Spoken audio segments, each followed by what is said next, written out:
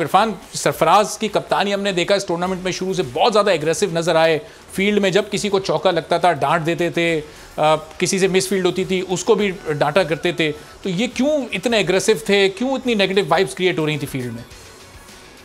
नहीं, असल में सोशल मीडिया पे थोड़ा होता है इस तरह के कामों में, जिस तरह देखा होगा एक दो वाकया है उसमें मैचों में भी, तो सोशल मीडिया पे ज्यादा उठा देते हैं। हर एक का एक नेचुरल होता है। कॉल देखिए आप, बाबर को थोड़ा कूल माइंड है, अपनी कप्तानी करता है, लेकिन जो सरफराज है बाहर तो बहुत सॉफ्ट रहता है, किसी के साथ इतनी गपशप इस तरह नहीं करता था। लेकिन एक प्लेयर का होता है कि जब जैसे ही वो अपने मैच में जाता है तो थोड़ा अग्रेसिव रहना चाहिए, लेकिन वो इतना दूसरों के साथ नहीं होता जितना टीवी पे असल में शो होता है।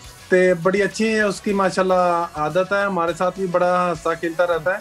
तो किसी ना किसी प्लेयर की थोड़ी नेचुरल होती है, जिस तरह आप मैं इनके साथ सरफराज के साथ क्लब के मैचेस में भी खेला हूँ, तो ये उधर भी इसी तरह थोड़ा अग्रेसिव रहते हैं।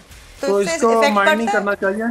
इफेक्ट होता है आपके जो कैप्टन है जिसका उसका जो भी बिहेवियर हो, क्या उससे इफेक्ट होता है how the other players play?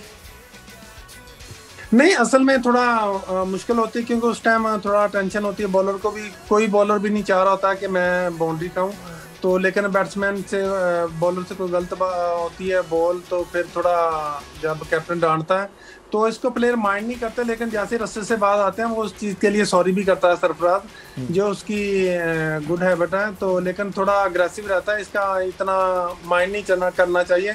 Social media पे ये ज़्यादा, लेकिन प्लेयर इस तरह के नहीं होते, ना ही वो माइंड करते हैं, वो इस चीज़ को एंजॉय करते हैं हम मैच में। सब्सक्राइब करें और बेल दबाएं ताकि कोई खबर रह न जाए।